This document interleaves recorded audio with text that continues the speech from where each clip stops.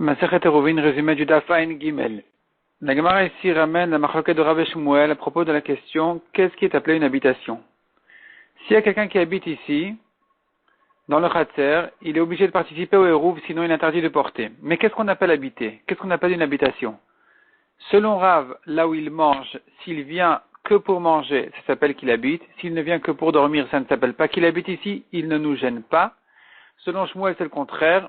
S'il vient pour manger, ça ne nous gêne pas. Si tant qu'il ne dort pas ici, il n'interdit pas de porter dans le Eruv, dans le Khatser, il n'y a pas besoin de le faire participer au Eruv. Si par contre il vient dormir, c'est là où ça cause problème. La Gemara dit par contre ceux qui habitent dans les champs, qui dorment dans les champs et qui rentrent chez eux dans la ville pour manger, ils sont les gardiens les bergers, les gardiens de fruits, les gardiens de ville, qui sont toutes les journées dans les champs, et ils ne rentrent que pour manger. Selon tout le monde, on considère qu'ils habitent dans les champs, puisque même selon Rav qui dit que tout dépend que de là où ils mangent, puisque si on leur avait amené leur repas dans les champs, ils auraient préféré comme ça, alors effectivement on va considérer que leur habitation est dans le champ. La Gemara ensuite reprend ce qu'on a vu dans la Mishnah.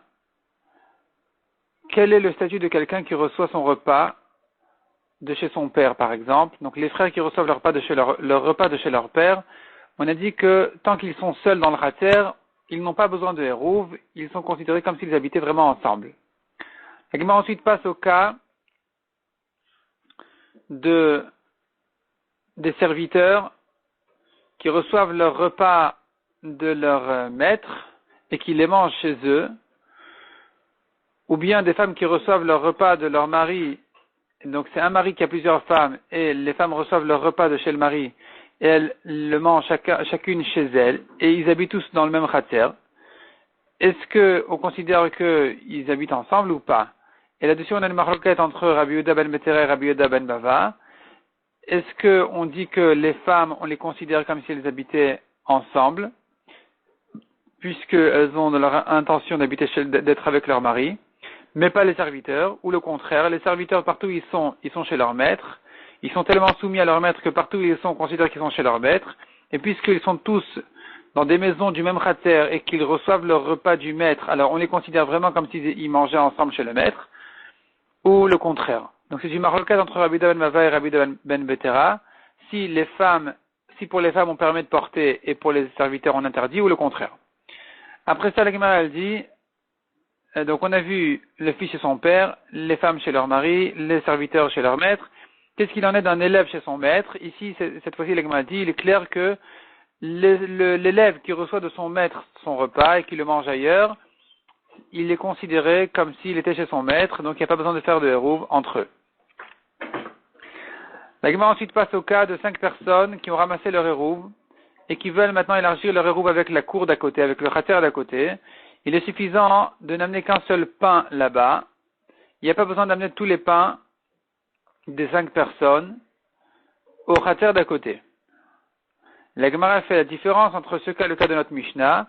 On a dit que s'il y a d'autres personnes qui habitent ici avec les frères qui reçoivent leur repas de chez leur père, là, non seulement les autres doivent participer au Eruv, mais même les frères, ils doivent chacun participer au Eruv. On ne considère pas comme si les frères entre eux avaient déjà fait leur Eruv, où là on aurait dit il est suffisant qu'un d'entre eux donne son pain. Non, à partir du moment où il y a d'autres habitations, et que les frères ici finalement ils ne mangent pas pour de vrai ensemble, simplement ils prennent leur repas de chez leur père, alors, et ils le mangent chacun chez soi, là cette fois-ci on les considère comme si vraiment ils étaient séparés complètement et qu'ils doivent chacun participer au Eruv. La Gemara ensuite dit, les Bnei Yeshiva qui sont toute la journée dans la Yeshiva, ils dorment à la Yeshiva, ils dorment au Beth Midrash, mais ils doivent sortir plus loin, ils doivent sortir, s'éloigner pour manger, pour manger leur repas. Eux, on mesure les 2000 amot du Troum Shabbat depuis le Beth Midrash, parce que si on leur avait amené leur repas au Beth Midrash, ils auraient été très contents. Donc là, on considère que leur maison, c'est le Beth Midrash. Contrairement à celui qui a laissé son pain pour en faire un Eruv Troumin, il a laissé en dehors de la ville pour pouvoir compter ses 2000 amot à partir de ce pain-là, où là on dit, celui-là, il rentre chez lui pour dormir, mais c'est pas comme les Bnei Yeshiva qui voulaient considérer qui préférait habiter au Beth Midrash. Lui, au contraire, il préfère habiter, si seulement il pouvait habiter à côté de son pain, il l'aurait fait parce qu'il a un chemin à prendre. Et donc, ici, on dira que c'est le contraire, il habite là où se trouve son pain.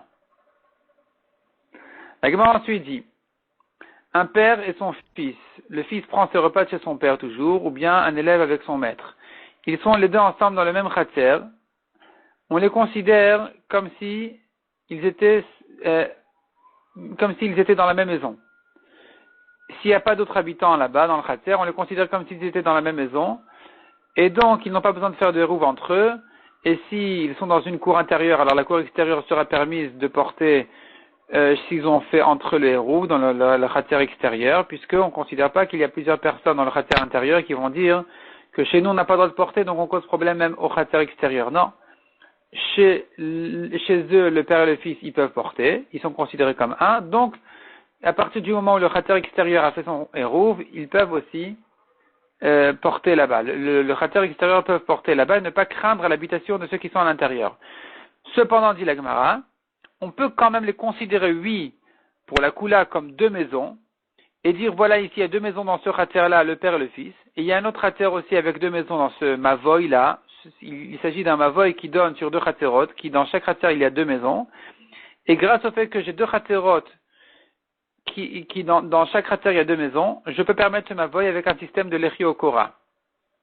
Sans ça, on n'aurait pas pu le permettre. Et là, on peut considérer, oui, l'habitation du père et du fils comme deux maisons, pour permettre ensuite le mavoy avec le système du Lechi ou du Kora, qui sert à marquer que cet endroit-là, il est enfermé, il est entouré de Mechitzot. Et donc là, on va lui considérer ces deux habitations comme deux maisons. Mishnah suivante. 5 khatserot qui donnent une sur l'autre et qui donnent chacune aussi sur le mavoy. Si on a fait Hérouv dans les khatserot, mais pas Shitouf pour permettre de porter des khatserot au mavoy, eh bien, on peut porter dans les khatserot, mais pas dans les mavoy, comme Rabbi Meir qui dit que on ne peut pas remplacer le Shitouf par le Hérouv, ni le Hérouv par le Shitouf, il faudrait vraiment faire les deux. Si inversement, on a fait le Shitouf dans le mavoy, pas inversement, si on a fait aussi le Shitouf dans le mavoy, au-delà du Hérouv dans les khatserot, alors on peut porter dans les khatserot et dans le mavoy. Donc le mavoy, c'est la rue qui donne sur les khatserot, on peut porter dans les deux puisqu'on a fait Shitouf qui permet le mavoy et Hérouv qui permet les khatserot. Si on a fait Hérouv et Shitouf, mais il y a un qui a oublié de participer au Hérouv, on peut porter et dans les khatserot et dans les mavoy. Pourquoi? Parce que le principe de Rabbi Meir est de ne pas oublier la loi du Hérouv. Or ici où la majorité ont fait le Hérouv, il y en a qu'un qui a oublié, alors on va se souvenir qu'il faut faire un Hérouv théoriquement, et on pourra s'appuyer donc sur le Shitouf pour permettre de porter non seulement dans le mavoy, mais même dans les khatserot. Et enfin, si quelqu'un a oublié de participer au Shitouf, alors là, cette fois-ci, eh bien, le Hérouv des khatserot va permettre de porter dans les khatserot, mais pas dans le mavoy, puisque le Shitouf n'a pas été fait correctement. Tant qu'il n'a pas fait de bitul reshut, celui qui a oublié, eh bien, il interdit de porter dans le Shitouf, dans le mavoy. La Gemara ensuite dit qu'il faudrait effacer de la Mishnah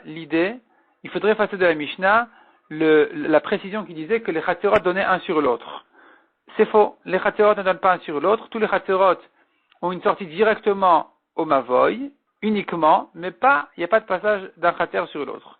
La Gemara propose une première explication qui est repoussée. Et la Gemara, finalement, elle tient que le Shitouf n'a pas besoin de traverser, de sortir par la sortie de chaque khatser pour entrer dans le mavoy. On n'a pas besoin de ça. On peut le faire passer d'un khatser à l'autre. Donc, c'est pas ça le problème ici. On pourrait faire passer le Shitouf d'un khatser à l'autre et avec ça, se servir de ça pour le Shitouf. Donc ici, le problème, la raison pour laquelle il a fallu dire qu'il n'y a pas de passage d'un khatser à l'autre, c'est parce que, comme on a dit en haut, il fallait que, pour permettre un mavoy avec un lechi, une barre verticale ou une kora, qui est une poutre horizontale à l'entrée du mavoy, il faudrait, comme on a dit, qu'il y ait deux khatserot, et que dans chaque khatser, il y ait deux maisons. Or, si on dit que tous les khatserot donnent l'un sur l'autre, et qu'ils ont tous fait Hérouv, ils ont tous fait le Hérouv, donc finalement, tous les khatserot sont considérés aujourd'hui plus que comme un seul khatser. Et s'il n'y a plus qu'un seul khatser, même s'il y a beaucoup de maisons dans ce khatser, ce grand khatser-là, eh bien, on n'a plus deux khatserot dans le mavoy pour le permettre avec un système de l'Echi Okora. Et c'est pour ça qu'il a fallu corriger dans la Mishnah, dire qu'il n'y a pas de passage d'un Khatser sur l'autre, afin d'obtenir ici 2 Khatserot.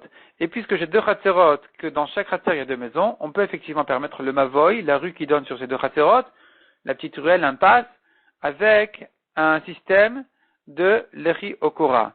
Donc ici, pour bien comprendre, il y a 2 problèmes dans le Mavoy qui sont résolus. D'abord, pour permettre un Mavoy, il faut d'abord mettre un Lechi Okora pour enfermer le Mavoy de Mechitzot, l'entourer de Mechitzot. Donc le Lechi Okora sert à considérer qu'il est bien entouré de Mechitzot. Une fois qu'il est entouré de Mechitzot, il faudrait aussi faire le Shitouf pour considérer qu'il n'y a pas ici plusieurs habitations différentes. Ils sont tous une habitation collective de tout le monde qui va permettre donc de porter dans le Mavoy.